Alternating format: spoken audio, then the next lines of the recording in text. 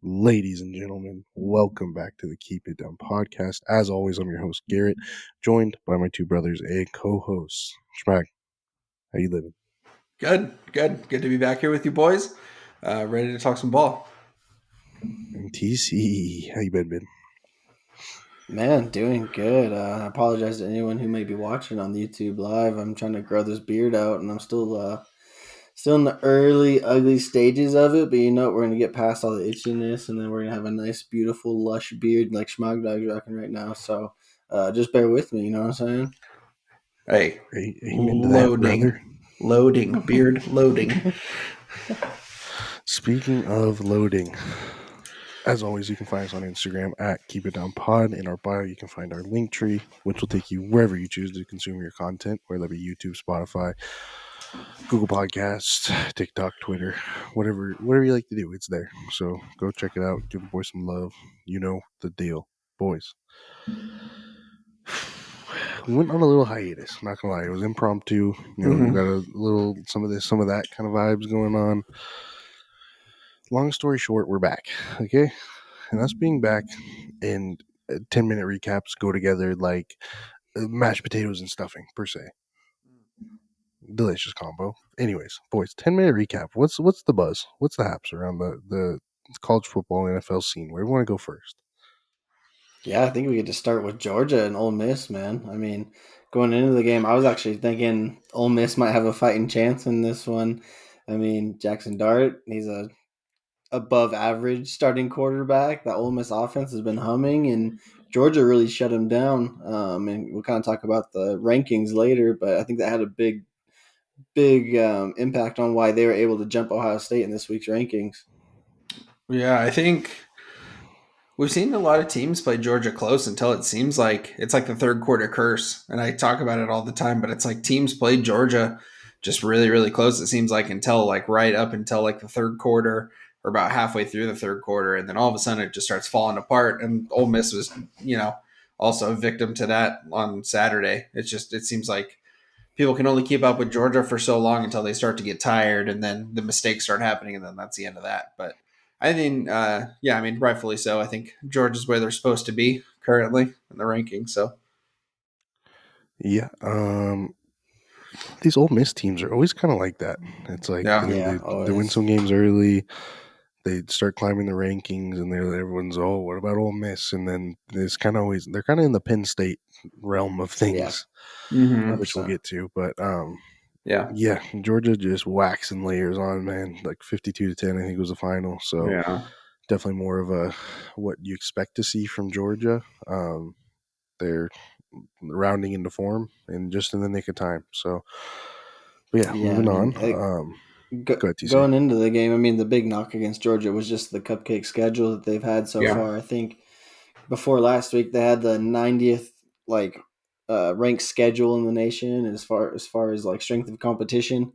But the rest of the way out, I think they're like number 3 or 4 for like hardest schedules remaining. So I think a lot of people got their answers on Georgia this past weekend. Yeah, I think you're right. Somebody mentioned Penn State. Obviously, Penn State and Michigan had a big one. Well, not necessarily like the game. I mean, it's just one of those weird 9 a.m. for us, Big Ten starts.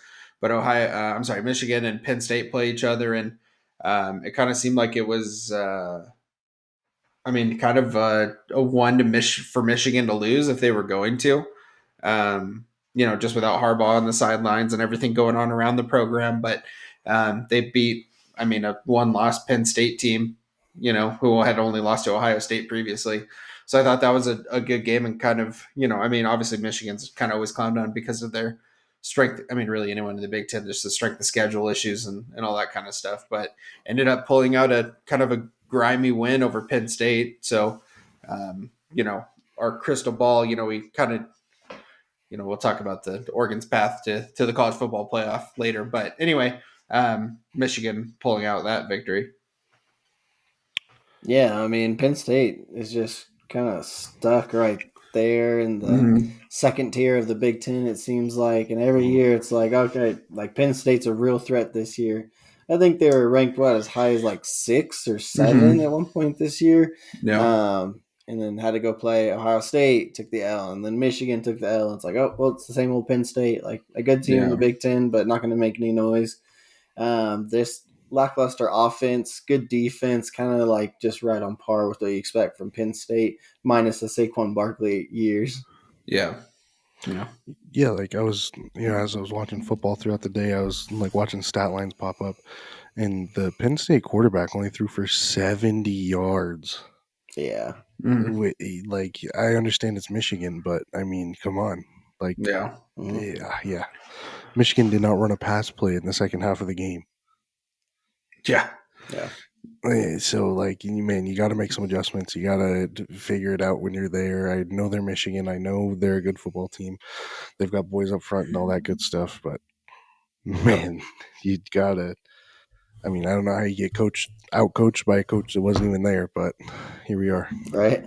There you go. So, yeah. And then Ohio State kind of just seemed like everything I watched about Ohio State this weekend. It seemed like Marvin Harrison Jr. was just having an absolute day. I think he had his definitely had a career game last Saturday. So I think they're in their same form. I mean, we're just setting up for another Ohio State Michigan game to see kind of who takes that Big Ten college football playoff spot. And then we had Utah and Washington go at it. Mm-hmm. Actually, I mean, turned out to be a great game, closer than expected for sure after what Oregon had done to Utah the week before. Yeah. But yeah, some key mistakes. Obviously, the first one that comes to mind is dropping the ball before you get in the end zone for Washington. Just the classic Deshaun Jackson move, man. I'll tell you what, it's been a while since we've seen one of those, I feel like. Yeah. And that showed its ugly head yet again. Mm-hmm. But yeah, Washington, man, is just, I mean, obviously they got us in the head-to-head, but I think they're kind of losing a little bit of momentum in the last 3-4 weeks. Yeah, I was going to ask you guys because TCU and I talked about it a little bit the other night, but ever since the Washington-Oregon game, it just doesn't look like Washington has like the same amount of like pep or firepower that they had like previous to, Oregon and then that Oregon game. It just kind of seems like a lot of just weird mistakes. And, I mean, Penix obviously still looks great just because he is, but what do you guys think? Is it just they're playing down to their opponent's level, or do you think they had a good day against Oregon and then, now we're kind of seeing what the team truly is down the stretch after a longer season? Yeah, I think it's kind of a combination of two things. The Pac-12 is deep this year. Mm-hmm. It really is. There's a lot of good teams. You can rattle them off, whether it even be Oregon State, Arizona, kind of in that middle tier, and then Utah and Oregon and Washington, SC. Like, it's just a really deep conference this year. So I don't think there's any like freebies. Sure. There has been in the past. But yeah, I think people are kind of getting a game plan together on those guys and able to kind of slow down that deep passing game a little bit, making them play a little bit left-handed. But yeah, a little bit of both, I think. Yeah, I think it's almost a depth issue, at least on the offensive side of the ball. I mean, because we get past Roma Dunze, Jalen McMillan, and was it Devin Culp? Is that the third one? Mm-hmm. And yeah, Jalen Polk. That's his name. Anyways, Polk, yeah. Yeah, once you get past those top three, like that's just it. And so, like as you get later into November here, and dudes start getting dinged up, and it's getting to that point of the season where injuries take longer to heal, and just all the whole stress of the whole season starts kind of coming to a head as you get later. And so, I think it just becomes harder, to maintain, especially when we're running at such a hot clip of an offense, like they were throwing for just an insane amount of yards through the early season. And so it's just hard to maintain. Obviously teams get more film on you, understand what you're going to do. Washington, there's no secrets. They're going to live and die by the 50-50 deep ball. That's how they gain their yards. That's how they make their plays. It's no secret. So. Yeah, I mean, like when you just look at Washington's schedule since they played Oregon, and even Oregon, like they've just been, no pun intended, in an absolute dogfight. It seems like every single week. They just haven't had games where like they've been comfortable. I mean, they only beat SC by 10.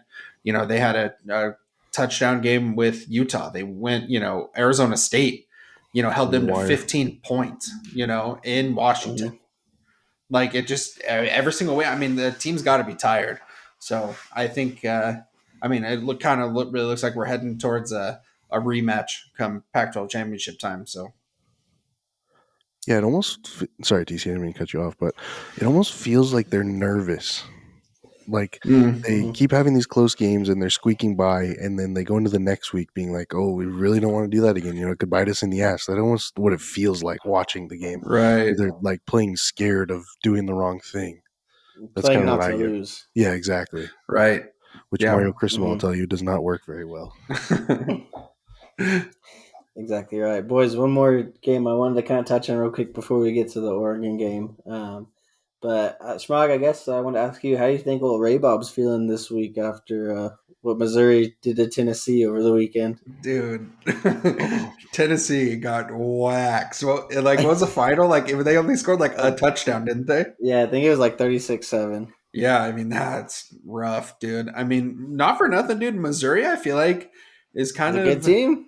they're a good team, and they're kind of always just like tough for no reason. Like they took Georgia to the absolute ringer last year. I don't know if any of you guys remember that game, but I mean, they took them to the edge and like almost beat Georgia at last This year. season. Yeah, this year too, 2 years in a row. Missouri's fought Mm-hmm. just a crazy fight. But I mean, yeah, I mean Tennessee. I mean, I think they had their day in the sun. Sorry, Ray Bob. Yeah, Tennessee, man, just kind of inconsistent play, man. Yeah, 1 week you're up, 1 week you're down. yeah, If I remember right, they just absolutely dog walked Florida a couple weeks ago, yeah. and They to come did. out this way against Missouri, which I feel like is kind of the same, a It's kind of similar caliber team yeah, as yeah, yeah. Florida. You know what I mean? Just you don't expect to see that final score. Yeah, I mean that team is I don't know, they're just not nearly as well put together. And I like Milton. I think I mean he can be a good quarterback. He's got a absolute cannon for an arm. I mean that dude can throw like 70 yards on the dot off like, a hitch. So I mean, I don't know, man. They just don't got it. Yeah, it's one of those things where just once you lose it and the season starts going sidewards, it's just tough, man. It's tough to Especially get in it the back. SEC, it's tough to get them steering back between the navigational beacons, but Yeah. it's just like, yeah, I don't know. And yeah, Mizzou isn't just not a team that you just get to go and get your get back on. You know, it's not like it's Cal Yeah. or anything like that. So, Yeah. Mhm. but boys, all right, let's talk about the Oregon game a bit. Mhm. Initial thoughts. My very first initial thoughts is I thought we looked great, but a lot of people were saying that they hated the unis, and I don't Whoa, whoa, understand whoa, why. whoa, I whoa. Yeah. thought I we mean, came out looking fresh. I mean, one was a USC fan, so I kind of understand it. Oh no. But just in general, man, like even some of my coworkers saying they weren't digging the black pants and stuff like that. I don't understand that at all. But moving on to kind of the gameplay, Bo Nix, man, just a sensational day. Same old, methodical down the field, making the right decisions, all that great stuff. But on the flip side, man, Caleb Williams is hell of a player. A couple times during that game, he made some jaw dropping plays. Hmm. Um, a lot of respect for that guy as far as the player on the field. Definitely outdueled by Bo Nix on that night, but he is a great player. yeah, I mean, we spent a lot of time, I think, last season and this season, kind of clowning on Caleb Williams, and some of it's for good reason. I mean, we do have to give him his flowers a little bit. He makes plays that not a lot of other people can make, and he makes Mm-hmm. them pretty regularly. His ability just to kind of like there were so many times I'm like, well, that's a 15-yard sack, and somehow he gets out of it and completes a pass downfield, and that's where he's just so like that's where he's good is when the play kind of falls apart. And I mean, credit to his receivers too. They just know how to get open in those situations and they make crazy plays. But I thought all things considered, I thought our defense looked really good. I thought we were able to get after him really, really well. I feel Mm-hmm. like we didn't really give up weird, like kind of gimmicky kind of plays. Like we made them earn it to a certain extent. You know what I mean? Like, I mean, they're going to score Mm-hmm. points. I feel like USC is, and I thought we did a good job. I think the final made it seem like it was a bit closer than it was, but For sure. I don't know, dude. Bo Nix was just having, career high, threw for like 411 and 4 touchdowns. An absolute, definitely catapulted himself into that serious Heisman discussion, I feel like. So, yeah. Yeah, it was just kind of the score didn't indicate how the game really went, in my opinion. I was never worried about Oregon losing that game in the slightest. Even when they got close at the end, I wasn't worried about it. But yeah, I thought the defense had a solid game plan going into it.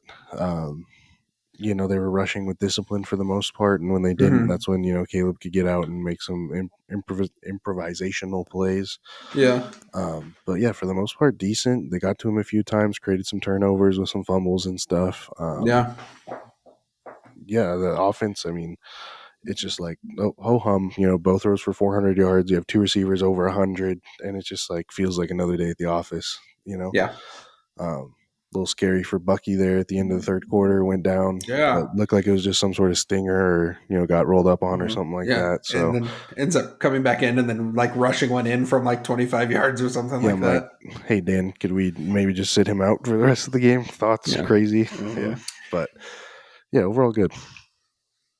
Yeah, I thought it was like an overall solid team victory for sure. Obviously, Yeah. Bo was kind of the shining star of it all, but kind of what you expect from Oregon at this point. Kind of solidified our spot as a top 10 team, serious playoff contender for sure. And then, yeah, for Bo, a serious Heisman contender. So Yeah. just overall, a really nice night for the Ducks, man. Yeah. Boys, we're going to kind of hop into some top 25 discussion here. Yeah. Let's do it. Yeah, so every Tuesday night, the College Football Playoff Committee comes out with their top 25 teams. We won't bore you too much with anyone past 10 today, I don't think. Uh, but, boys, first thing I kind of wanted to touch on here top five. We'll name off the top six. So we got Georgia, Ohio State, Michigan, Florida State, Washington, Oregon. And that's the top six there. One question I have right away, would you guys be putting Florida State ahead of Washington right now? If you were a Washington fan, which absolutely disgusting.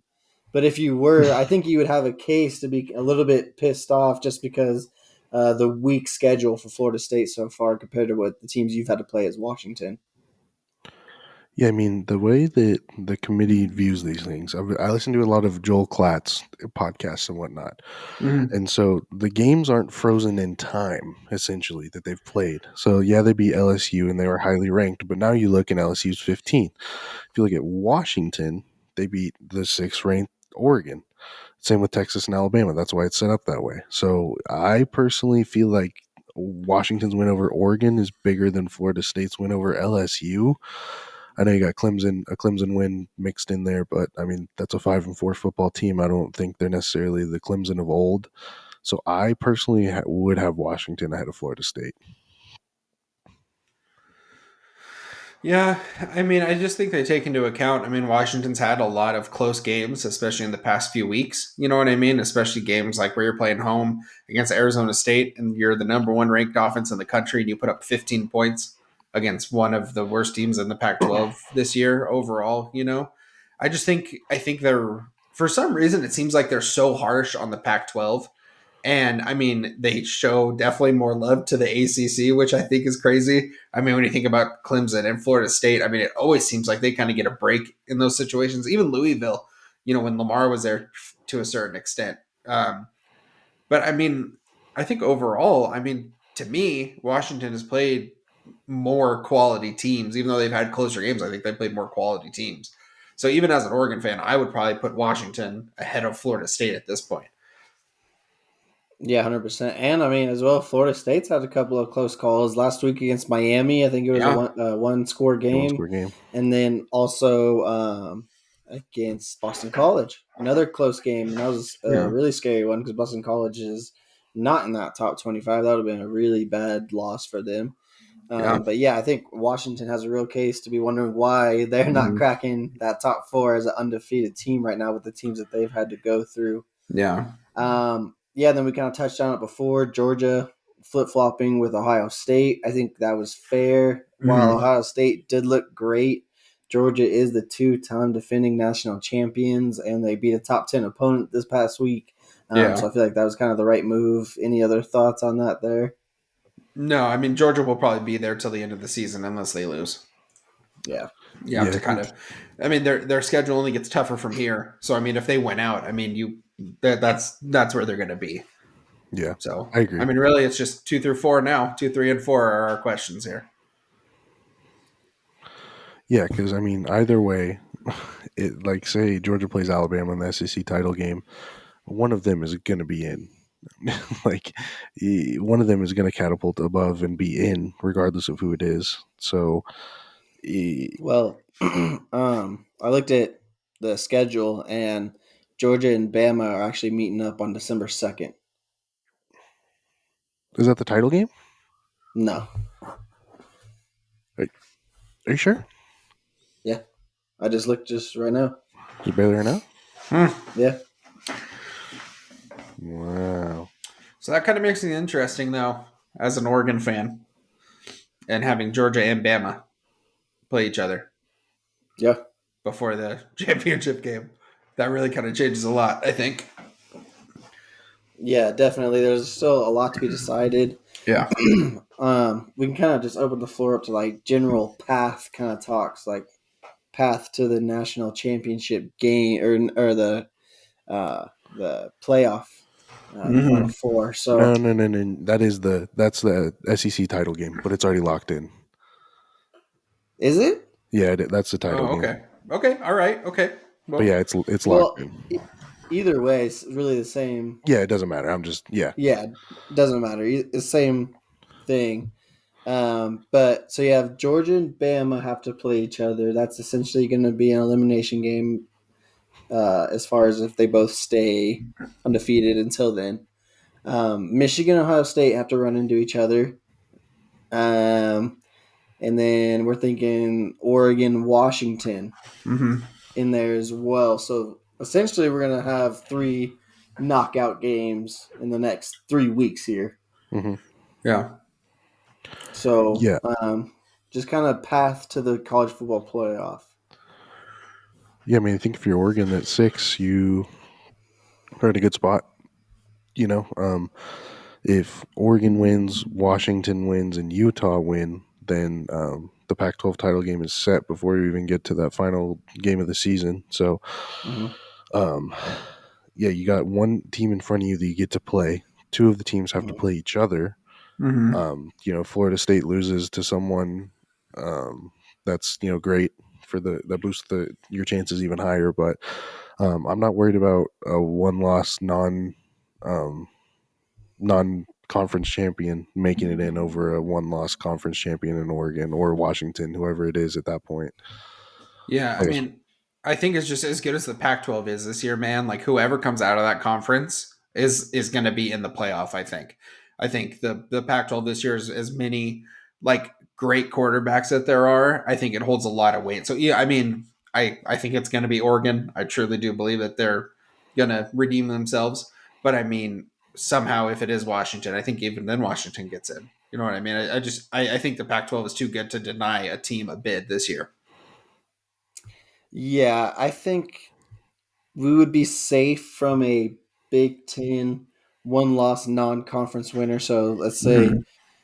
for shits and giggles, that Ohio State beats Michigan, and goes on to win the. So Michigan is your one-loss non-conference winner in that Big Ten. I wouldn't be scared of them as far as Mm-hmm. beating out a one-loss Pac-12 champion, or potentially undefeated if Washington was able to win. Right. But what I would be scared of would be, say, Alabama goes and beats Georgia, Right. Yeah. That's a and that's an issue for a whole lot of teams.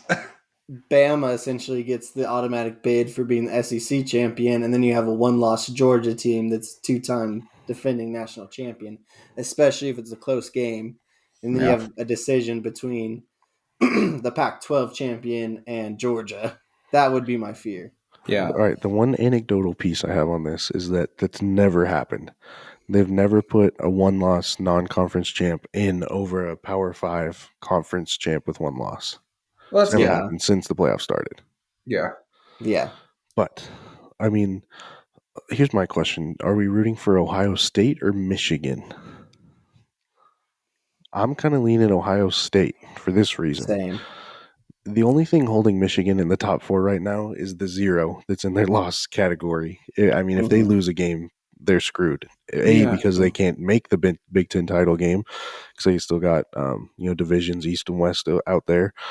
So if especially with the 92nd hardest schedule in college football, I don't think that's good enough to crack the top 4 without a conference title or a 0 next year. Yeah, I mean, just looking at it now, I mean, if Michigan loses to Ohio State, I mean, they're dropping to at least 8 or 9, barring everyone else wins above them. You know what I mean? Like it's a far drop from them, in my opinion. Like they're the Big Ten, man. They're on thin ice. There's 2 good teams because the winner of that game is going to go on to play Iowa, who's 5-2 right now and puts up like 14 points a game. Mm-hmm. So I mean, I'm not saying that Iowa can't win a game, but and that's if the powers that be even allow Michigan to partake in anything postseason with how this kind of whole thing is developing very quickly. So who knows? Yeah. The only other team that I would have a little bit of fear of would be that Texas team. Especially if Bama was able to bring home the SEC title. Yeah. Because that's a potentially conference champion, 1 loss with a win over the SEC champion. If that scenario happened. That would be another tough decision because they're almost in the same boat as Oregon as a 1-loss champion, Mm-hmm. So that's the only other team. I think Florida State will probably take care of themselves. I think that they're going to have a hard time winning out. Obviously, we have a pretty tough task with getting by Washington if that was the case for the Pac-12 championship game. But yeah, Texas and Bama would be the 2 teams that are behind us that would give me a little bit of trouble. Yeah. Potentially. They could give us a little bit of trouble. Yeah. And then as far as Oregon goes, I think somebody mentioned that we clinch the Pac-12 championship game if Washington, Utah, and Oregon all win this weekend. Is that what I heard? Yeah. Right. But then we still have, obviously, last game playing Oregon State, which is, I mean, every game's a must-win for Oregon. We got to, we have to win out, and we have to, do it in a pretty good fashion, it seems like, especially with TC, what you just talked about, just Texas being, I mean, honestly, right where they need to be, right? As a 1-loss team, having beaten Bama earlier in the year. So, I mean, all things considered, I mean, we want Bama to lose. Bad. Yeah. I mean, best case scenario would be like the top 2 stay the same as far as Georgia, Ohio State. And then Florida Michigan, State take a L. Yeah.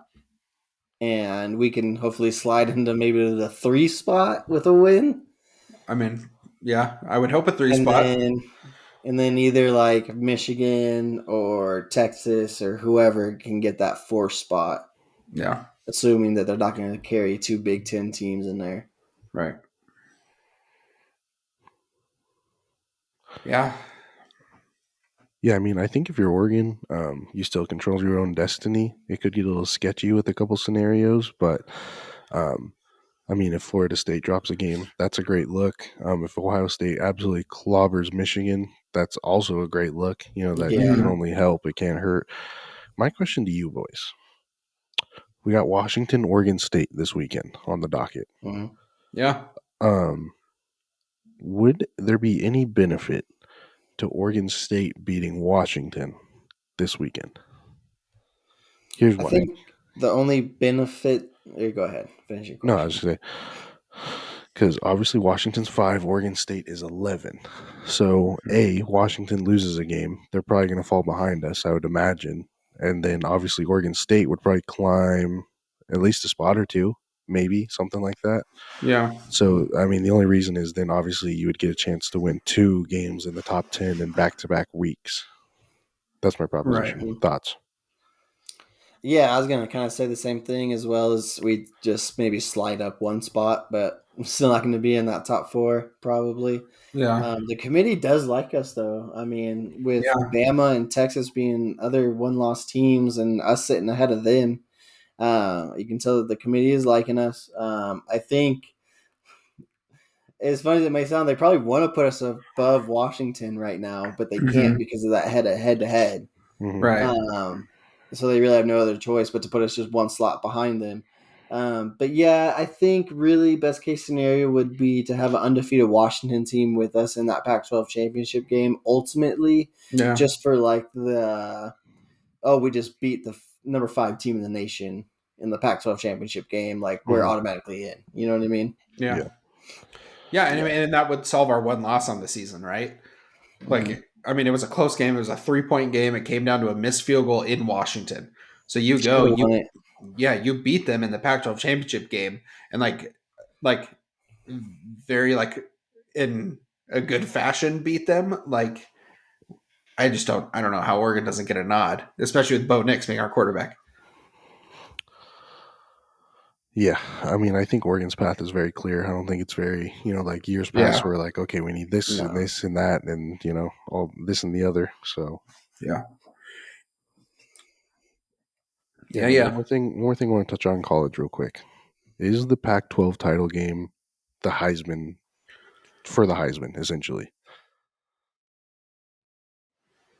I mean, yeah. I think it is. Yeah, I as a fan of a team in the Pac-12, I don't know how it's not.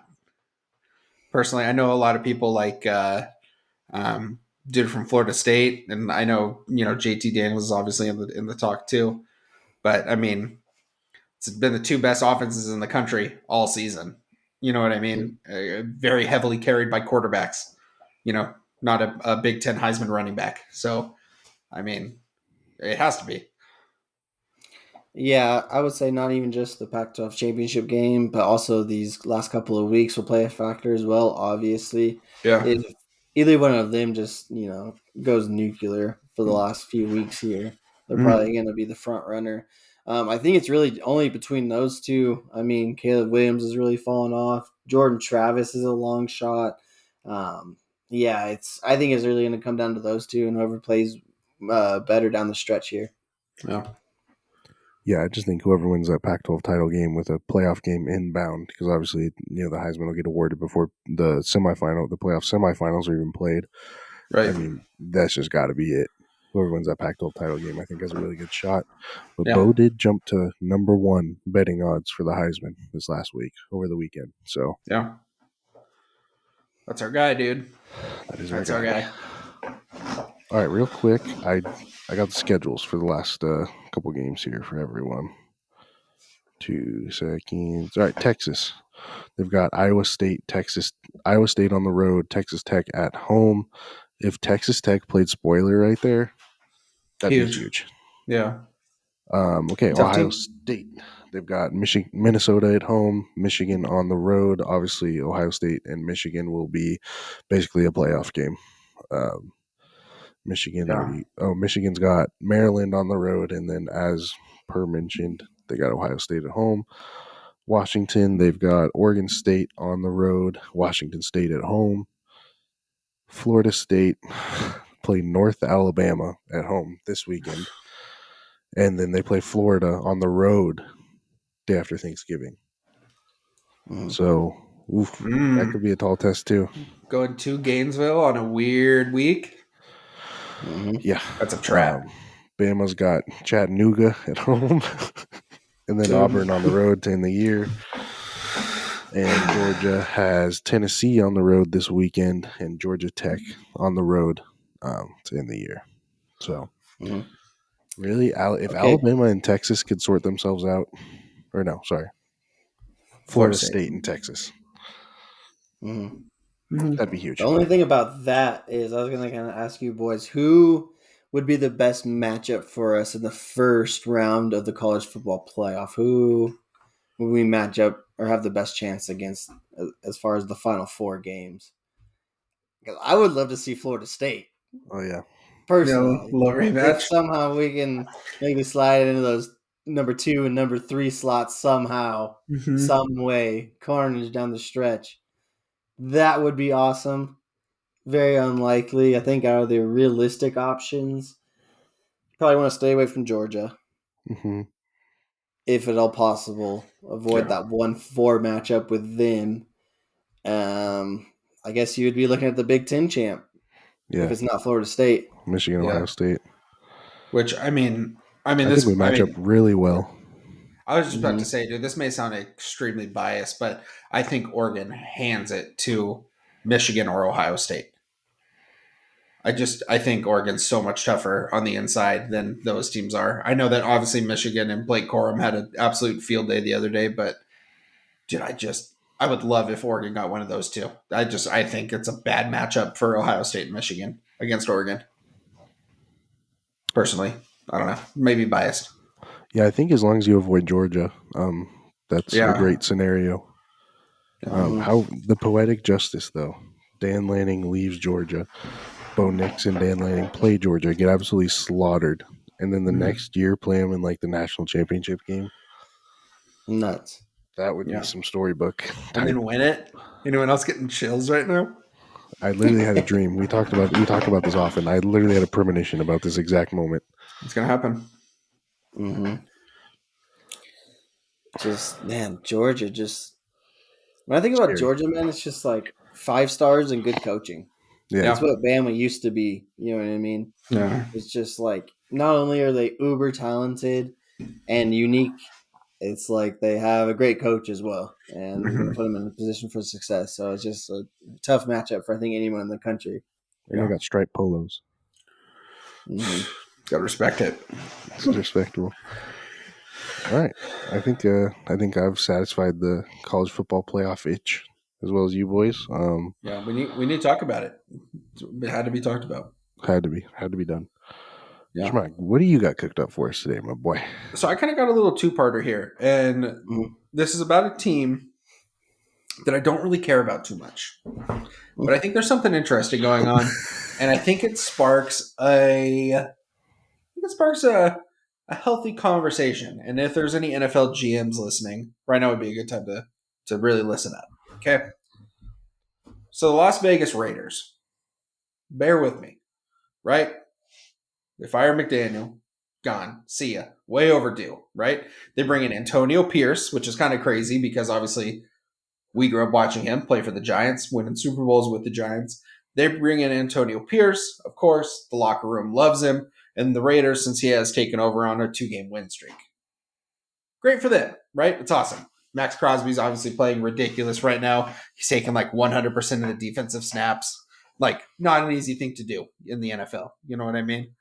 So it kind of leads for some discussion because we see this a lot where a coach will get fired mid-season. They'll bring in someone else in an interim position, and the players really, really seem to like that person, and they gel really well because it's normally, from what we've seen, it's usually a younger guy. It's someone that doesn't have like the very long resume of a traditional NFL coach. The players get along really well with them. They win a few games, and then they're replaced in the summer. So I want to know how you guys feel if you think that if you were a GM and you're looking, or you're an owner and you're looking for a head coach, are you looking more for a long resume in the NFL, or is the locker room aspect of having a younger, more interim style coach the better approach?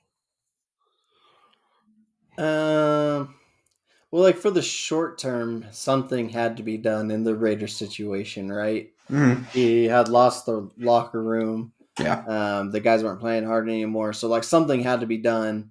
Do I think that they're going to run the table and make the playoffs? No, I don't think so. No way. Aiden O'Connell is your starting quarterback. You went out and paid Jimmy G all that money to sit on the sidelines now. You're still in shambles. But at least the guys are playing hard again. They're beating a couple teams now. I mean, that game against the Jets was a tough watch. For Sunday Night Football. And side note, what are we doing Sunday Night Football? I saw a preview for this week's game. Broncos and Vikings. That's disgusting. Let's get some flex work. Let's get some flex work done here, guys. But no, anyways, back to the topic. You know what it reminds me of, Schmog, is the plot for Varsity Blues. Ain't no one trying to be out here playing for Bud Gilmer anymore, you know? Yeah. And when he didn't come back out for the second half of that game, the guys, they really caught fire. Yeah. They really did. And I think that's a little bit of what's happening here. Chach, how do you Yeah. feel about it? I feel like it depends on the situation. Obviously, that's the cheeser get out Mm-hmm. copium answer, but like I feel like it kind of depends on what stage the team is in. Like Sure. if it's a team like the Buccaneers kind of vibe, coming off the Tom Brady era, you still have some decent pieces, but so you might look outward to see if, you can hire a, more experienced vet coach to kind of hopefully salvage some of that Yeah. situation. But, if you look like for a team like the Raiders, who are obviously in a rebuild, I think you definitely want to look more inward with things, find Yeah. someone a little younger, a little more for the boys per se, like Mm-hmm. just like I know we talk about Oregon, front to back in every which way, but that's what I love about the Dan Lanning hire, dude. He's young, Mm-hmm. like he just gets it. He gets what it's like, and I think the NFL needs to do more of what college does in that sense of the way. Like it doesn't always have to be, oh, this guy was fired from here, hired there, and now he's here kind of thing. It can be a little more, his first head coaching shot or whatever it is. So it's Yeah. definitely situation dependent, but I don't hate the idea at all. Yeah. I just think like if I'm the Raiders, like I don't know if or really any NFL team in this situation. Like I don't know if I'm super hungry, especially if it's someone that gets along with the players and if he manages to win a few games.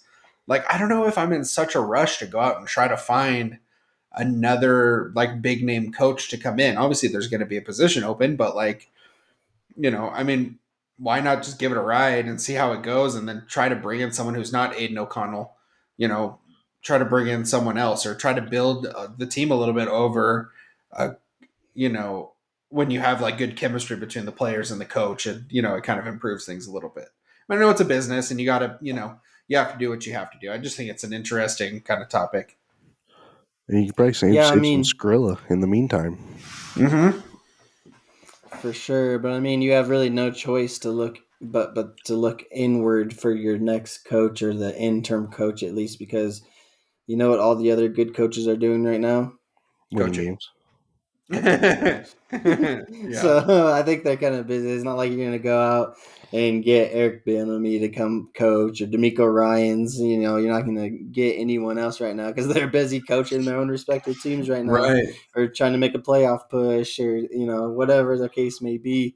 So you Yeah. really have no choice but to hire someone from within.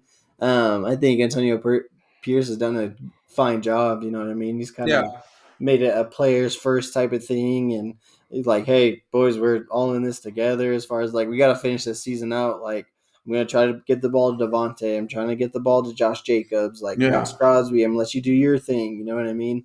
Like, Yeah. just go out there and ball and have fun and, like, let's get through the rest of this year. Yeah. I mean, I think it's good. I mean, for their team. I mean, TC, like you said, yet another NFL team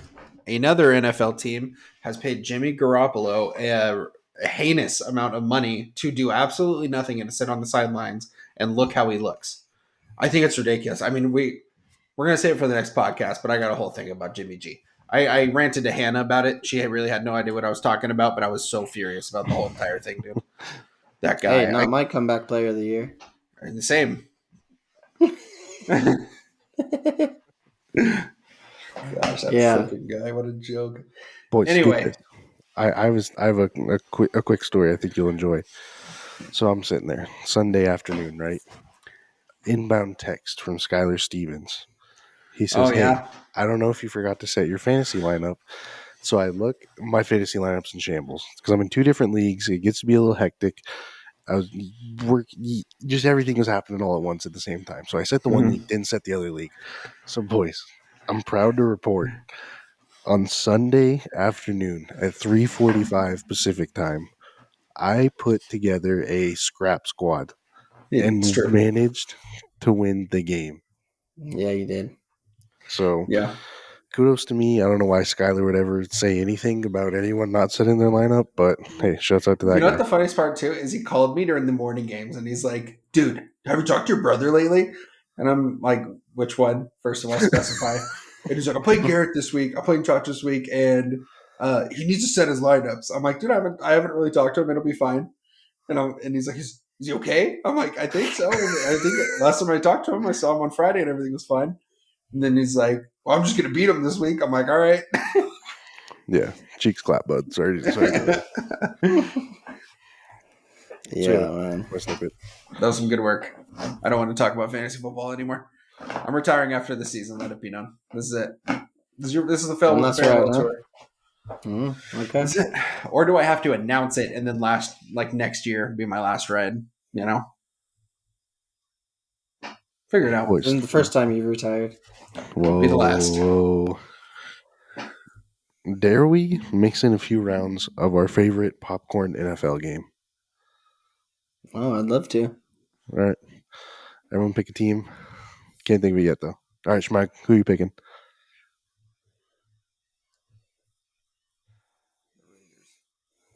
Oh, God. Okay. Schmack. Yeah, let's do Raiders. Raiders is a good one. Okay. Schmack, tie me. What's the timer? 3? 5? Yeah, 3. A soft 3, I guess. Yeah, 3 once you take a little bit. Okay, where's it go? Wait, who's go first? Schmack, Do I go tie first? me. Yeah.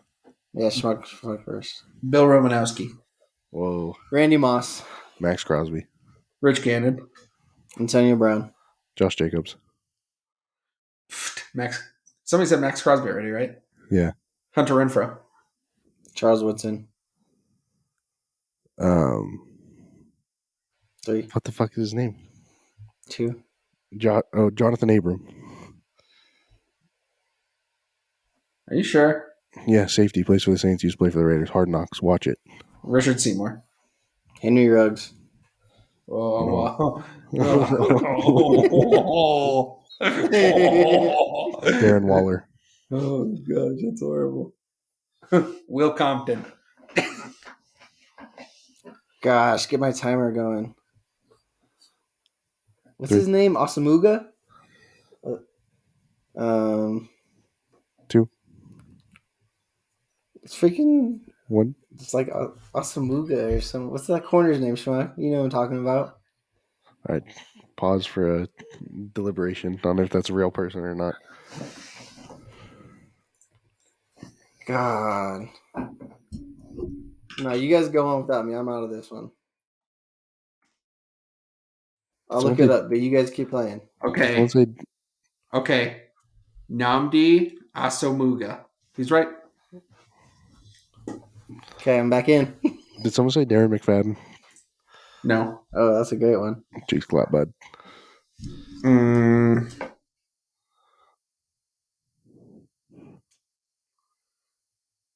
Oh. Yep. 3, 2, 1. Nope. Derek Carr. What about Damon Arnett? Ooh, okay, get my timer going because I don't know any. 3, 2. Martavis Bryant? Oh. Did someone say Devontae Adams? Yep. Oh. Yeah, somebody said Devontae. No, I don't think so. I think TC said Devontae. No, I didn't say Devontae.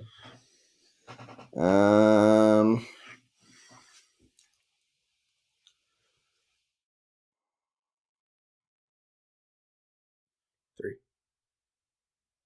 2, 1. Okay, I don't know. There's so many. I just can't think. Did anyone say Jamarcus Russell? No. All right. I was trying to think. There was. Oh, dude, what about the kicker? Freaking Janikowski. Chunky boy. But you know who I was thinking of? Is like it's not. Is it Rich Gannon? I said Rich Gannon. Okay. Did Garcia? Was it Jeff Garcia? Yeah, Did he play for them? Jeff Garcia. Yeah, both of them. Dang, man, I suck. Raiders is a hard one, man. That's 1 for Gertie. 1 point for Gertie, baby. Sudden death for the boys. Okay.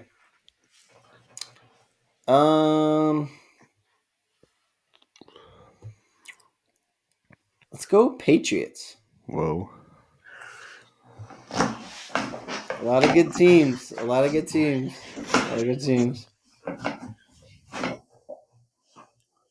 Okay. Schmuck still starting us off? Yeah. Tom Brady. Randy Moss. Danny Amendola. Julian. No, Danny Amendola. Right. Correct. Julian. How about Julian Edelman? No, Danny Amendola. That's what I picked. Okay, so wait. Julian What about Edelman. Kyle Van Noy? Ooh, that's a greasy one. Teddy Bruschi. Mike Vrabel. Larry Izzo. Stephon Gilmore. Darrell Revis. Mac Jones. Randy Moss. No, I already said. Did you? Yeah, I already said it. I'm out skis. My turn? Yes. Mm-hmm. Aaron Hernandez. Oh, whoa. What about Mike Gesicki? Gritty boy. What about... oh, no, don't let me do this. Oh,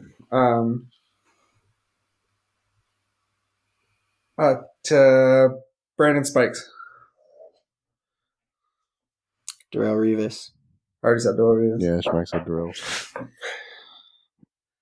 All right. Well, at least Josh didn't get it. What was the I was blanking. What was the big dude's name? Plays nose tackle. Vince Wilfork. Vince Wilfork. Yeah. Who's the safety? Harrison. What's his first name? Harrison Smith. Richard. No. Rodney. Sherman? The dude. Rodney Harrison. Richard Seymour. Also a Raider. All right. I mean Patriot. All right, I gotta get on the board here, boys. Chach, go ahead. Where's your team? Let's do the Seahawks. Oh, it's a weird one, but I'm down. Schmegworth. Russell. Wilson. Richard. Marshawn Lynch. Sherman. First name basis. Tyler Lockett. Cam Chancellor. Gerald Everett. Bruce Irving. Brandon Browner. Aaron Brooks. Golden Tate. Kenneth Walker III. Ooh, that's a greasy one. Rashad Penny. Geno Smith. God, what's his name? Oh, Witherspoon. Eric Thomas. Oh, I was gonna say that one.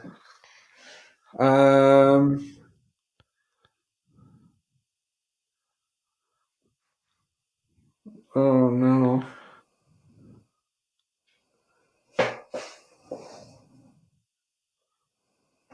This is unfortunate.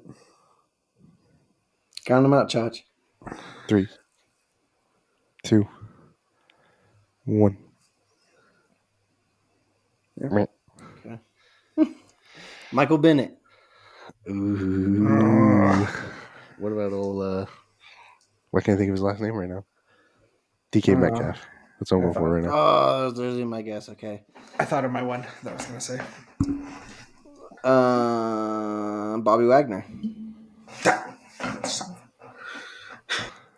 All right, boys. Bobby Wagner. I already said him. No way. Wagner got said. No way you came back and lost like that. God, I'm about to take you into the trenches, boy. Yeah, we were back like 40 years, dude. You were done. Yeah. I was about to bring out the Boz on you, dude. Brian Boswell. Right. So is it freaking sudden death now, my boy? 1-1-1? Yeah, sudden death. Yeah. I can't believe I won around, dude. This is crazy. Never been here before. Okay. Schmug, I guess it's your pick for the sudden death here.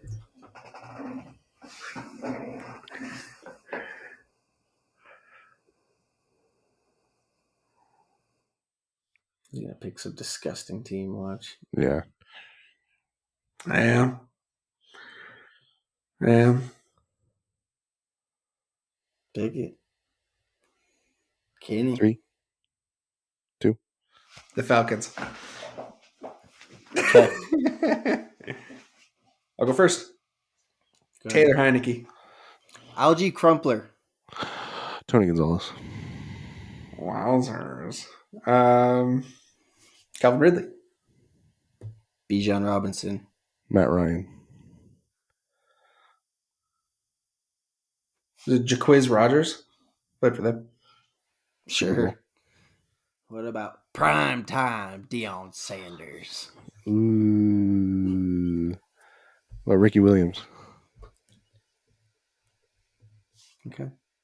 Are we sure? If we Yeah. believe, I think so.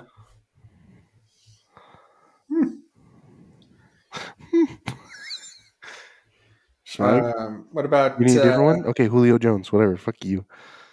what about their tackle, Matthews? What's his first name? Is it Ryan? Jake. No, it's not Ryan. It's Jake. Jake Matthews. What about Roddy White? Ooh. What about Cordero Patterson? Ooh. Wow. Okay. What about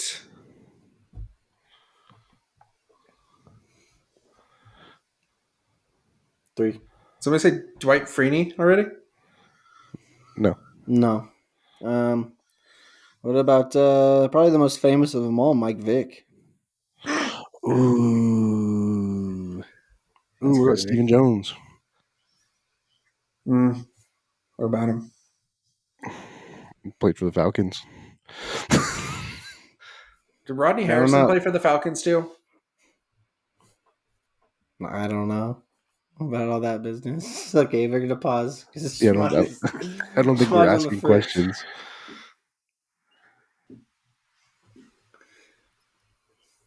Play for the Chargers. Nope. Play for the Pats. Chargers and Patriots. That was it. Okay, you're out. All right, down to me and Chach, huh? That What about AJ Terrell? was literally what I just had saved in my noggin. I don't know. Well, Ndamukong Suh. Did he play for the Falcons? Okay, Google it. I mean, I could look. Google it. I don't think so. Quick question. Spell that first name for me. Just put Sue. I Yeah, found it. Suh I found it. Falcons. Wikipedia. Let's see. He's played for a lot of teams. Start reading through them, Schmine. Lions, Dolphins, Rams, Buccaneers. That's not. I don't feel like that's a lot, but I'll take the L. Gosh, I was gonna go Vic Beasley on you boys. I know. I was gonna go Deion Devontae Jones next Freeman. round, and that was an oversight. Wait, no, doesn't. When did he play for the Eagles? Like his whole Keanu career. Neal. Everybody currently plays for the Eagles. Nope, no Falcons. Yay! So I guess the Yay! But boy, I kind of want to touch on another story from the NFL. The boy Josh Dobbs. Yeah. You know, in the beginning of the season, it was kind of a shock when the Cardinals went and picked him up to be their starting quarterback. Fast forward to about the halfway point in the season, he shipped off to Minnesota to go play backup after the Kirk Cousins injury. The Vikings rookie goes down in the first or second quarter. Mm-hmm. All of a sudden, Josh Dobbs is thrust into action, 4 or 5 days after he's picked up by the team. Doesn't even know anyone's name on the team yet. Yeah. Just want to get you guys' thoughts on how impressive that first victory was, and then also stacking another victory on top of that one. Josh Dobbs, man, the one that got away for many teams. Yeah, I mean, we had this on the docket after the comeback against the Falcons, and after that whole game winning thing, and I mean, crazy enough, it happened once. And I mean, now he's, the winner of 2 straight games, in 2 weeks of being on a football team, which is absolutely crazy. So props to him for, staying ready so you don't got to get ready. You know what I mean? It's great for him. I mean, obviously, the Vikings are just, besides that, are an absolute shambles. But the fact that they're able to, put some wins together is nice for them. Yeah, I mean, you love to see the absolute eyebrowless wonder just getting in there and getting square, bud. You, there's nothing better.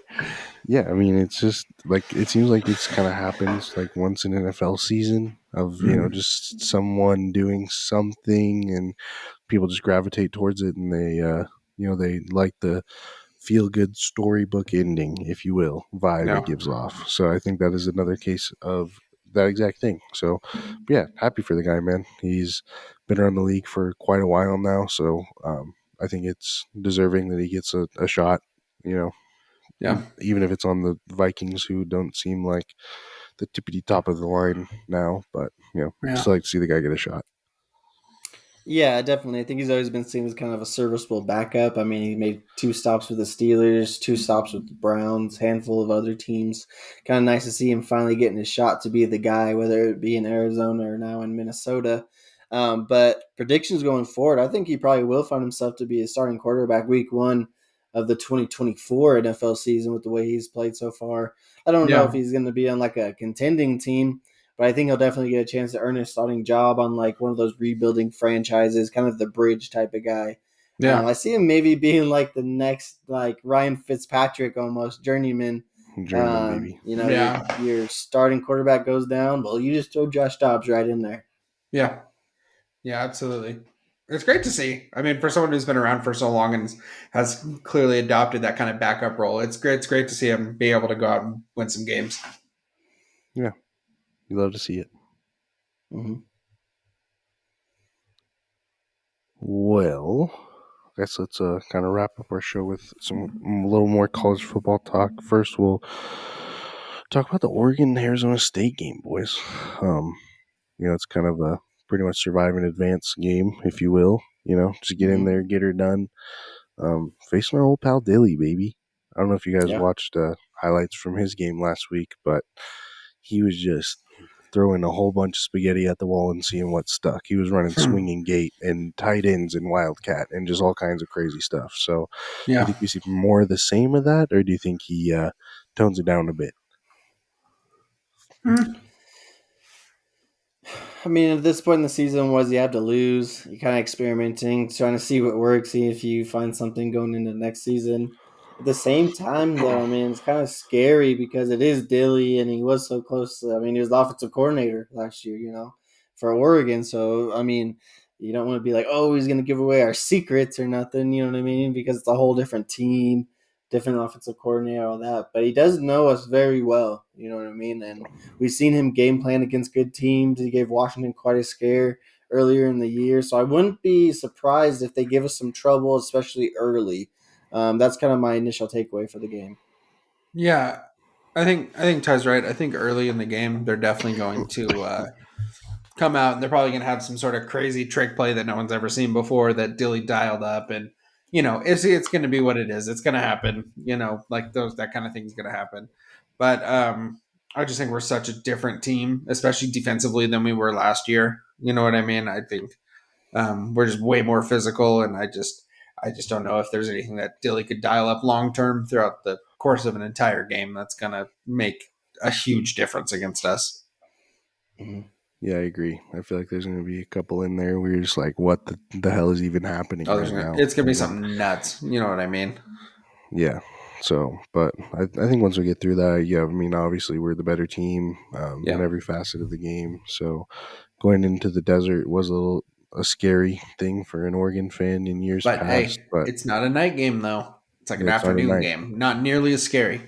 Yeah, way less scary. So, Yeah. yeah, I think handle business per usual. Just get out of there with a win. That's all that really matters. Some style points would be great, but not necessary. And then boys.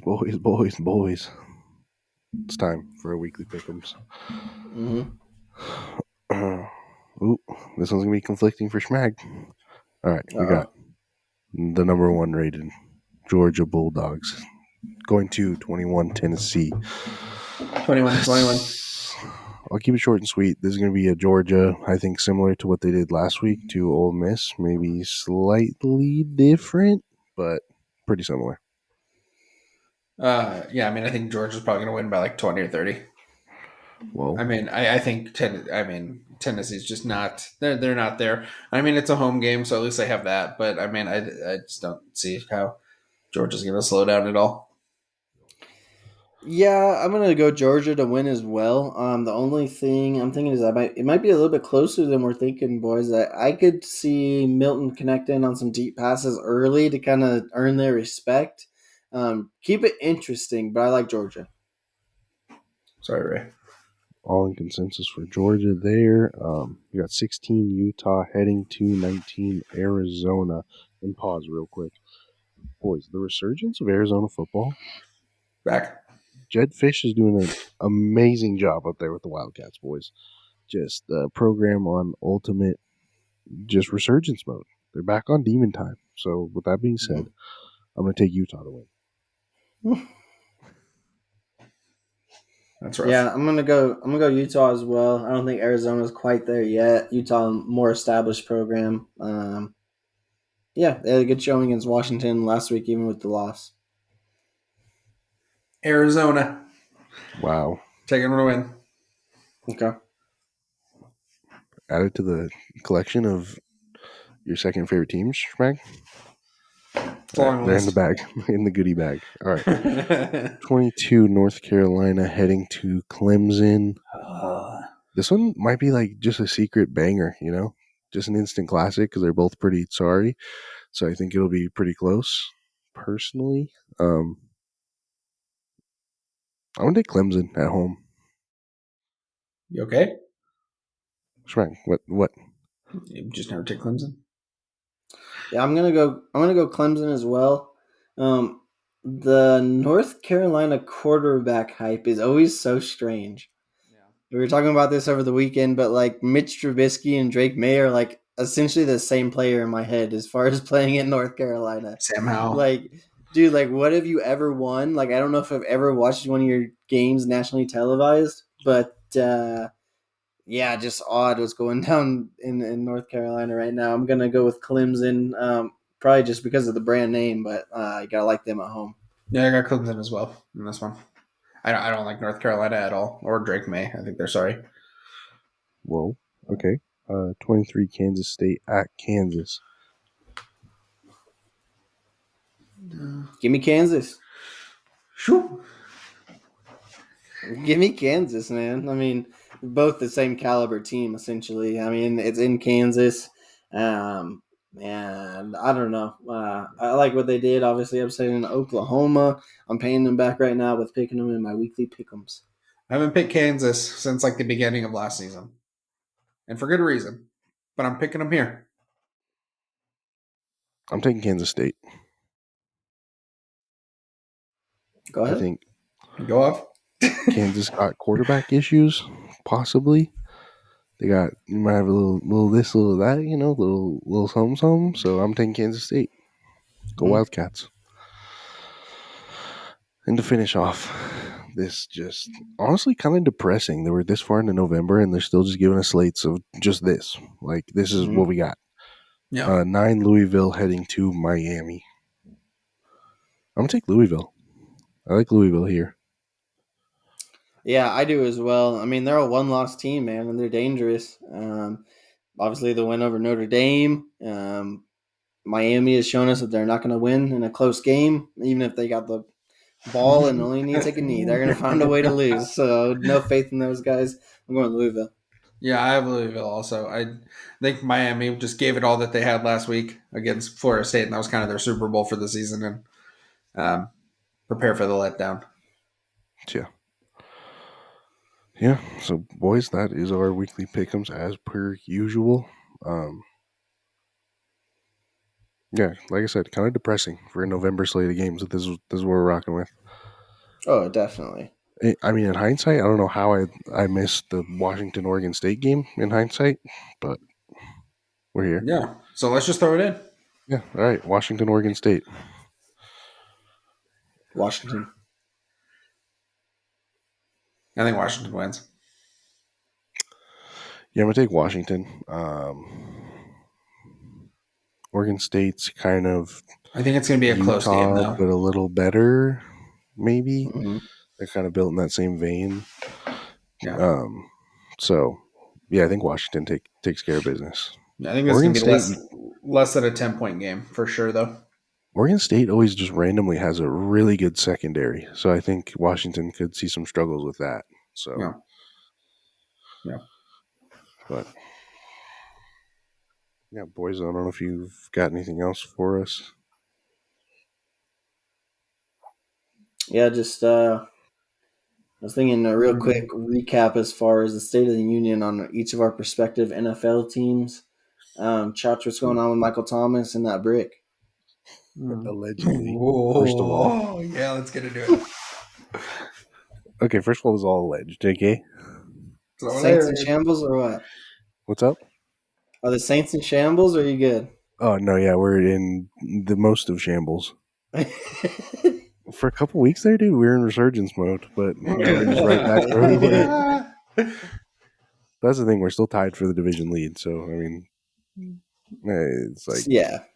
I mean, we're not doing great, but I mean, we're doing it. Yeah, I don't know. I literally Derek haven't. Carr got to start finishing games. Yeah, I haven't even turned the game on in 3 weeks, honestly. I'm just, yeah. We're at that stage of the season. Mm-hmm. Schmag? Oh, no. Oh, the ships are burning in Washington. The ships are burned. They've been burned, and they're done. I mean, since the last time we've had this conversation, we've dealt two of our best defensive players, Chase Young, Montez Sweat, both gone. Montez Sweat to the Bears. Chase Young, I don't know how they keep doing it, goes to the 49ers because they need more What good the hell is that? Yeah, dude. Like I did it. Thanks. For literally nothing, dude. For literally like 3rd-round draft picks, man. We are cleaning house. It is very apparent. Like we're getting a new coach next year. That's very, very apparent. I mean, if they're willing to start dealing these defensive players like that, like Rivera's gone. You know what I mean? So I don't know. We went and just lost to the Seahawks. Like I think we're on like a 2 or 3 game losing streak right now. It's falling apart in Washington. I mean, it's still better than it's been in previous years. 100%, it's better. The vibes are better.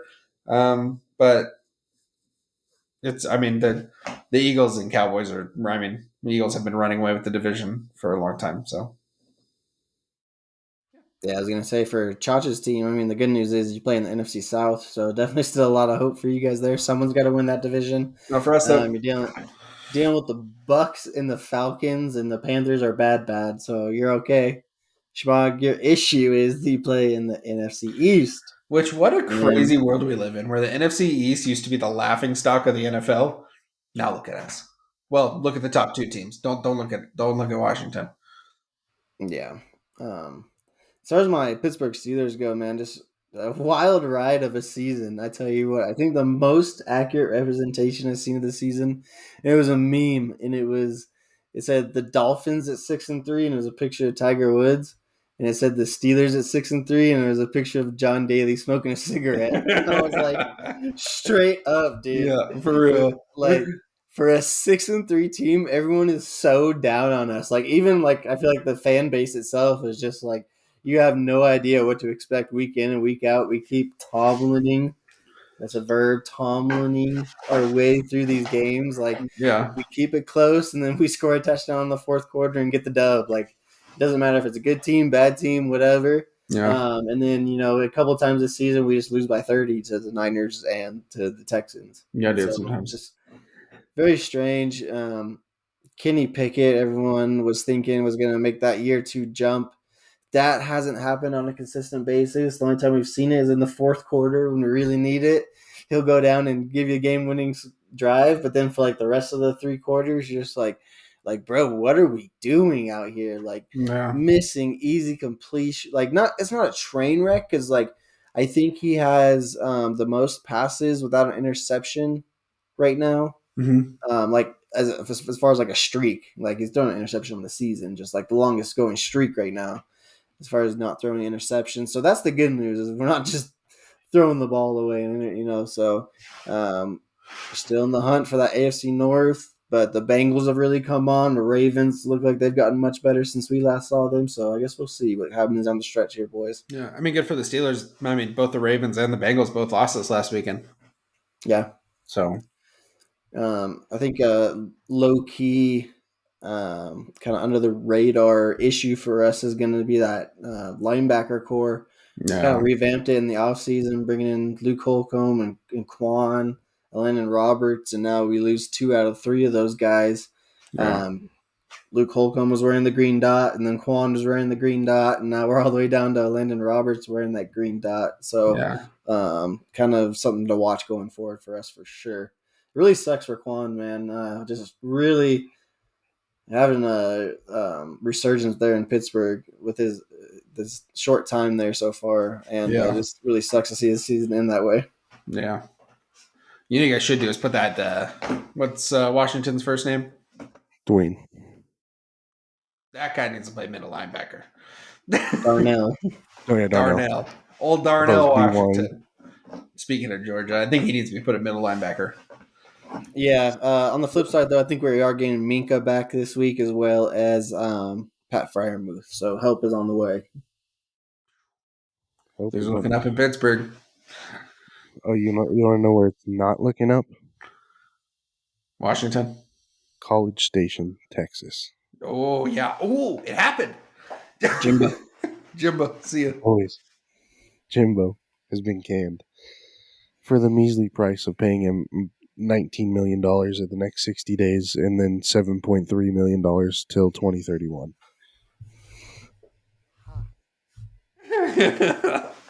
This was a good plan all along, dude. They're going to go get Dan Lanning, dude. Oh, yeah. Okay.